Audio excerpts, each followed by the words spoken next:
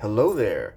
This is your friendly neighborhood banker, and thank you for clicking on my video. This is my review of Strikeforce number 2, where we have writing by Tini Howard, art by German, hoping I'm pronouncing that correctly, Peralta, and colors by Miroslav Merva. Now, this is an interesting series.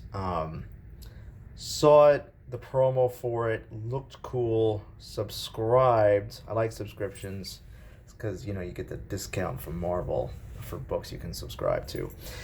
But really mixed bag here. The first issue was I sort of enjoyed it, but sort of really not. This issue was better, but I really don't know where this is really going long term. And that's mainly due to the kind of juxtaposition between how good the art is and how odd the writing is. Now, first about the Strikeforce, it's got a really cool lineup. Blade, Angela, Spectrum, Winter Soldier, Spider-Woman, Wiccan, and Damian Hellstrom. It's a cool team, and it's a cool concept throwing these cats together, and the execution is but like I said, the concepts are really interesting throughout this book, and you'll see when I use my bookmarks over there what I'm talking about. Just a side note about Angela. I love this character. Grew up reading Spawn. She came out. She was probably around 1993. This character was introduced.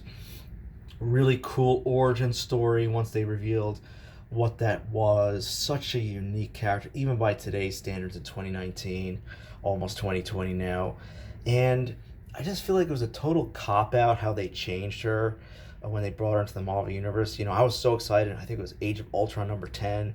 This character came and was the first time an Image character was introduced into the Marvel Universe. I mean, I went out and bought like 10 copies of that. I'm like, oh, once everybody in Marvel sees, or Marvel readers see how cool this character is, she's going to be super hot. Then they changed her origin and made her just Thor's sister. And I'm like, what? I mean, I don't know if they did that for like copyright reasons, or they had to change her origin and she was abducted as a baby or whatever. It was pretty weak. It's like when you go to see a great science fiction movie, you love how it starts, you're there for the ride in the middle of the movie. Great suspense, real cool concepts, and real cool everything until the payoff, and then the end of the movie is just whatever. That's how I kind of feel like Angela's ride's been. When she entered the Marvel Universe, it's like all this cool stuff, and then she enters the Marvel Universe, and then wham, really kind of lame. So let me jump to my first bookmark here and get into some of the meat of this review. Like I said, the art is really cool. They have this, the team is in this Las Vegas nightclub called the Second Circle, so that's pretty cool. They're in this like kind of hell-themed Second Circle nightclub, so I thought that was kind of cool, since they're looking for to resurrect Hellstrom, and they're looking for his sister Satana. So here she is, and this is where things get a little weird. Dialogue is just kind of odd. They say, "Oh, Satana, real club in Las Vegas. I'm good at throwing parties. Why would I confine it to just one realm?" And that's fine.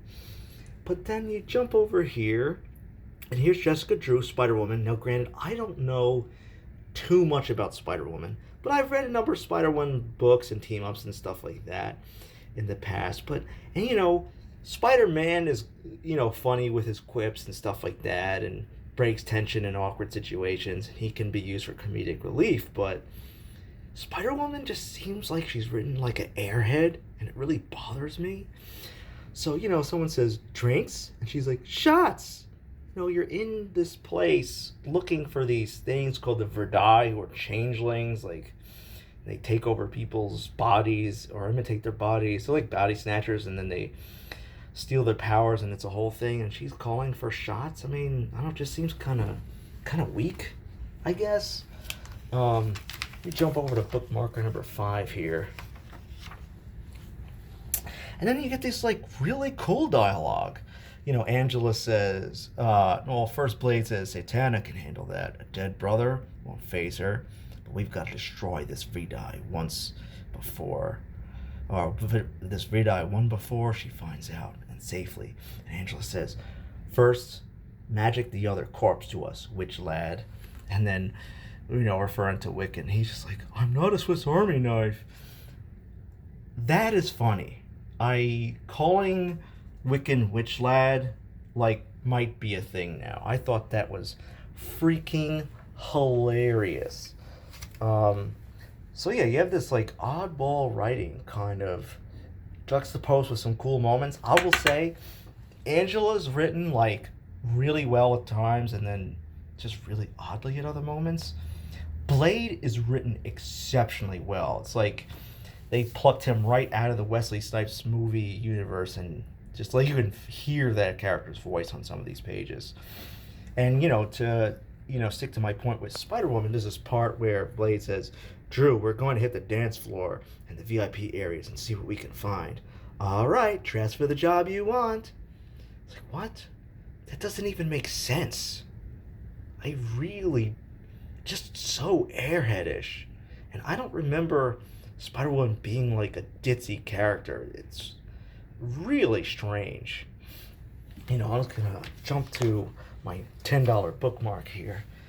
And, you get this, and now you have this really cool concept. So here Spectrum changes into her energy form, and this is Bucky Barnes back here, Winter Soldier. And she grabs this guy, and he's like, stay like that, Spectrum, in your energy form. So, she's kind of phased out. And he shoots this Viridai creature, almost through Spectrum, not quite, but you see why he said it. She's in that form, and it's just like Kitty Pryde saying, going into a phase but can grab. So, hits this thing, and this is a really cool moment where she says, I have an idea how to find the rest of these creeps. Can't believe I didn't think of it sooner. We're in Vegas, baby. The city of lights. And then she's kind of pulsating through the entire street, not just the building, but the entire city. And I thought that was really cool, creative use of her powers, and the art, that's really cool. Simple lines, but it really makes a big impact, actually. And here's a great example, right? This is simple drawing, not a lot of crazy details and shading going on, but you can, with these action lines right there, you just feel Satana, which you can feel her bursting through the door, pushing Angela to the side. Imagine that without the action lines. It's a really cool trick. It would still be a nice pose and nice drawing there, but with those action lines, you can really feel the pop when she goes in there.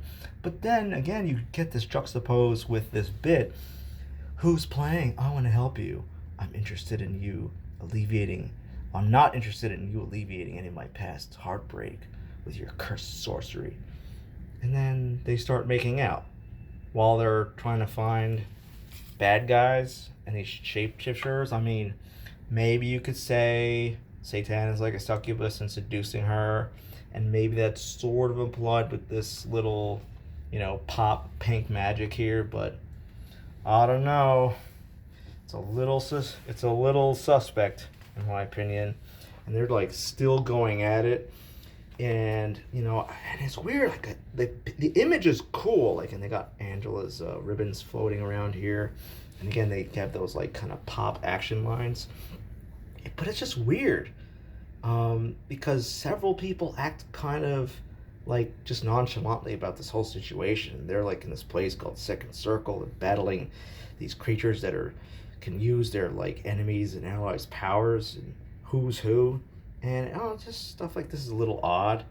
And what kind of burns me, I know they turned Angela into a lesbian. I'm not against homosexuals or homosexual community or anything like that, but I think it was Angela issue number 2 way back in the day in Image.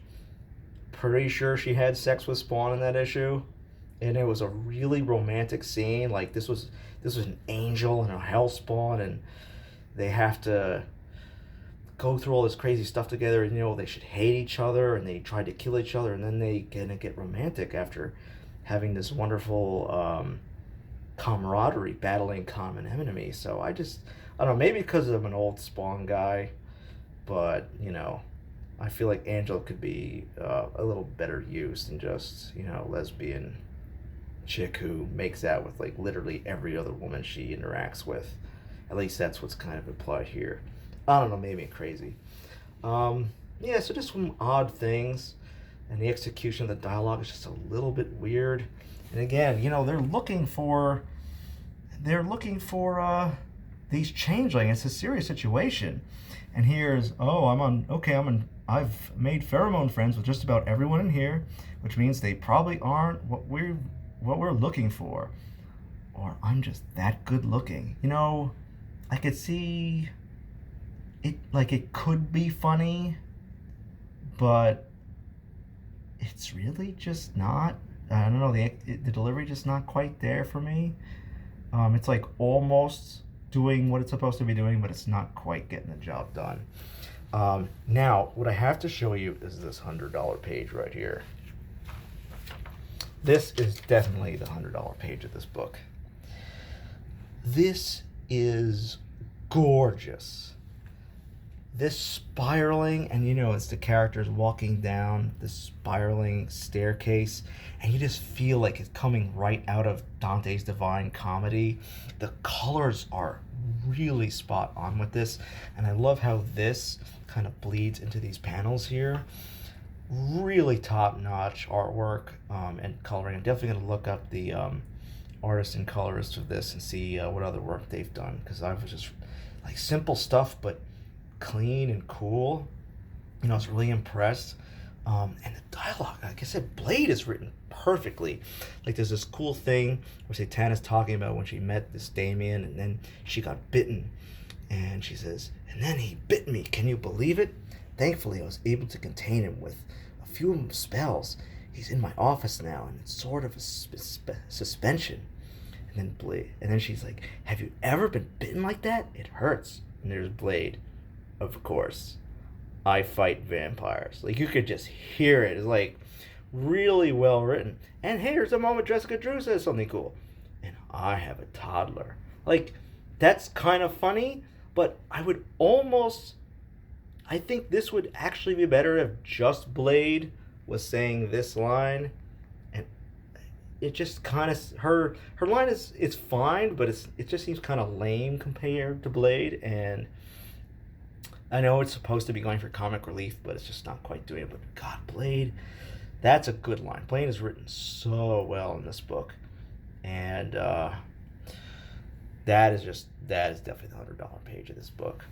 So I'm gonna stick with it. What's cool is if you have a Marvel subscription and you don't like what you're reading, or you think it's not going anywhere, you can always do something where you just call them up and say, you know what, get rid of my subscription for this. I have 5 issues left. Can you just give me 5 issues of the Immortal Hulk or something else I like reading, or something else you can try, and you can split it up when you get them on the phone. So if anybody wants to see like a tutorial or a little bit of advice about that, just let me know and I can do that. And again, another cool art example here. This is simple lines here, but because of those action lines surrounding it, like, you can really feel that push going on. So, cool concepts, some cool execution. The dialogue, we'll see. Hopefully this gets a little tighter in that zone. What I'm going to do is definitely stick with it for at least another issue, because look at that. I mean, if you're going to get me for one issue, it's going to be an issue about Doctor Doom. So that's the next month's thing. So hopefully this gets even better. I mean, has Doctor Doom ever been in a bad comic? I don't know. So he's like one of the greatest, secondary characters, or, guest starring Doctor Doom. It's always a pretty decent issue for the most part. So that's my bit for Strikeforce number 2. And we'll see where this goes. Anyway, thank you for watching the video, and this is just your friendly neighborhood banker signing out.